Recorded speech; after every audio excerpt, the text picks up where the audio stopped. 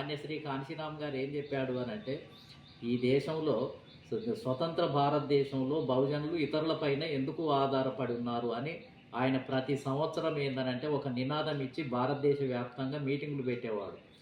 స్వతంత్ర భారతంలో బహుజనులు రాజకీయ బానిసలుగా ఎందుకున్నారు అని ఒక నినాదం ఇచ్చి దేశవ్యాప్తంగా ఉద్యమ కార్యక్రమాన్ని కొనసాగించేవారు. అంటే దానికి కారణం ఏంటిది అని అంటే, ఈ దేశంలో 85% ప్రజలు ఇతర అగ్రకులాల మీదనే ఆధారపడి ఉన్నారు. వాళ్ళ దయా దాక్షిణ్యాల మీదనే ఆధారపడి ఉన్నారు.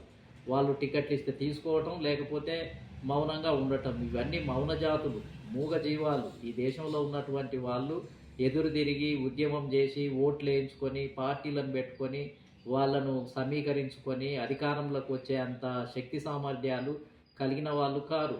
వీళ్ళంతా పొట్టబోసుకొని గ్రామీణ ప్రాంతంలో ఏదో ఇంత కాయకష్టం చేసుకొని ఇంత తింటూ అదేవిధంగా ఏదో సంసారాన్ని ఈడ్చుకుంటూ బతుకుతున్నటువంటి వర్గాలు. అంటే ఈ దేశంలో ఈ శక్తిని సమీకరించుకొని బలమైనటువంటి ఒక రాజకీయ శక్తిగా ఎదగకపోతే ఈ కులాలను ఏంటిది అని అంటే, ఈ బలమైనటువంటి కులాలు మోసం చేస్తూ అనుభవిస్తున్నటువంటి పరిస్థితి ఉంది. అంటే అమాయకంగా ఉంటే దోచుకోవటమే, బలహీనులను దోచుకోవటమే, బలహీనులను అణిచివేయటమే, బలహీనులకు తమ పార్టీలలో ఎమ్మెల్యే టికెట్లు ఇవ్వకపోవటమే, ఎంపీ టికెట్లు ఇవ్వకపోవటమే, మంత్రి పదవులు ఇవ్వకపోవటమే, ఇచ్చినా కానీ ప్రాధాన్యత లేనటువంటి వాటిల్లో ఇవ్వటమే. కాబట్టి ఇవన్నీ జాతీయ స్థాయిలో కొనసాగుతుంది. అదేవిధంగా రాష్ట్రాల స్థాయిలో కూడా ఈ రకమైనటువంటి పరిస్థితి కొనసాగుతుంది. ఏదన్నా ఈ దేశంలో డెవలప్మెంట్ జరిగింది అని అంటే నాకు తెలిసి బ్రిటిష్ కాలంలో వచ్చినప్పుడే కొన్ని స్వేచ్ఛాయుతమైనటువంటి కాలముగా కొంత కొనసాగింది. ఎందుకంటే బ్రిటిష్ వాళ్ళు ఈ దేశానికి వచ్చిన తర్వాతనే రోడ్ల మీద నడిచే అవకాశము, చట్టం ముందు అందరూ సమానమే అనే ఒక విధానము అమలు చేయబడింది. గుడులల్లోకి వెళ్ళటము, బడులల్లోకి వెళ్ళటము, అదేవిధంగా చదువుకోవటానికి వెళ్ళటము, బట్టలు కట్టుకోవటము, కొద్దిగా ఆత్మస్థైర్యంతో మిగతా వాళ్ళతో సరిసమానంగా మేము కూడా జీవించగలుగుతాము అనే విధంగా ఉండటము. ఇవన్నీ కూడా బ్రిటిష్ కాలంలో ఎప్పుడైతే మరి దాదాపు బ్రిటిష్ వాళ్ళు 1857 కాలం నుంచి అనేక రకాల సంస్కరణలు చేస్తే, దాంట్లో చట్టాలు, శాసనాలు, అసెంబ్లీలను ఏర్పాటు చేస్తే, కోర్టులను ఏర్పాటు చేస్తే, పోలీస్ స్టేషన్లను ఏర్పాటు చేస్తే, అదేవిధంగా పాఠశాలలను ఏర్పాటు చేస్తే, క్రిస్టియన్ మిషనరీల ద్వారా విద్యా విధానాన్ని ఒకవైపు, ప్రభుత్వ కార్యక్రమాల ద్వారా ఒకవైపు, రోడ్లు, రవాణా, కమ్యూనికేషన్సు, ప్రాజెక్టుల నిర్మాణము, కొత్త కొత్త ప్రింటింగ్ మిషన్స్, అదేవిధంగా రైలు మార్గాలు, విమాన మార్గాలు, టెలిఫోను, ఇవన్నీ కూడా బ్రిటిష్ వాళ్ళు ఈ దేశంలో ఉన్నప్పుడే కొన్ని మార్పులు జరగటం వల్ల కొన్ని ఉపాధి సౌకర్యాలు కూడా బడుగు బలహీన వర్గాలకు లభించినాయి. కొంత బట్టలు కట్టుకునే అవకాశము, కొంత విద్య నేర్చుకునే అవకాశము, కొద్దిగా మానవ మాతృలుగా జీవించే అవకాశము బ్రిటిష్ కాలంలోనే జరిగింది.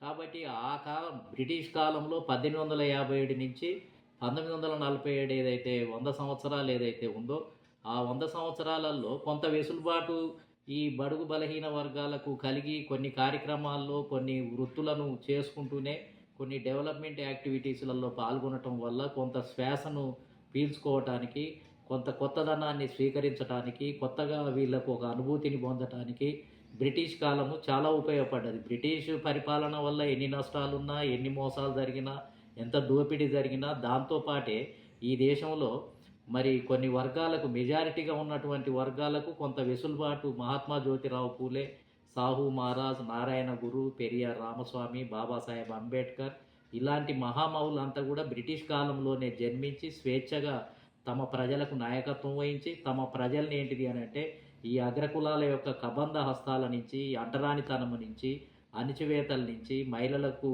అనేక రకాలైనటువంటి మహిళలను అనేక రకాలుగా ఈసడించి, అనేక రకాలుగా అవమానాలు చేసి, బాల్య వివాహాలు చేసి, వితంతువులకు మళ్ళీ పెళ్లి చేయకుండా చట్టాలను విధించి, సతీ సహగమనం పెట్టి, అదేవిధంగా వాళ్ళని ఏందనంటే మంటలల్లో వేసి తగులబెట్టి, అనేక రకాలుగా మహిళలను ఇంటి వరకే పరిమితం చేసి, విద్యకు దూరం చేసి, పురుషుని పెత్తనం కింద నలిగేటటువంటి సమాజం నుంచి ఈ మహాత్మా జ్యోతిరావు పూలే, అనేక మంది దాదాపు మరి సంఘ సంస్కర్తలు, రాజా రామ్మోహన్ రాయ్ ఇలాంటి వ్యక్తులు, అదేవిధంగా ఎంతోమంది, గోవింద రన్నడే, అదేవిధంగా గోపాల్ హరిదేశ్ముఖ్, ఇంకా చాలామంది సంఘ సంస్కర్తలు కూడా ఈ దేశంలో బయలుదేరి మరి నారాయణ గురు లాంటి వ్యక్తులు మరి విద్య కోసమే ఒక పెద్ద బలమైనటువంటి ఉద్యమాన్ని రూపొందించినటువంటి పరిస్థితి కూడా చూడటం జరిగింది. అంటే మహిళలకు కూడా బ్రిటిష్ కాలంలోనే వెసులుబాటు కలిగి వాళ్ళకు కూడా కొంత పురుషులతో సముచిత స్థానము ఇచ్చే అవకాశం ఏర్పడింది. వాళ్ళకు కూడా ఓటు హక్కు బ్రిటిష్ కాలంలోనే,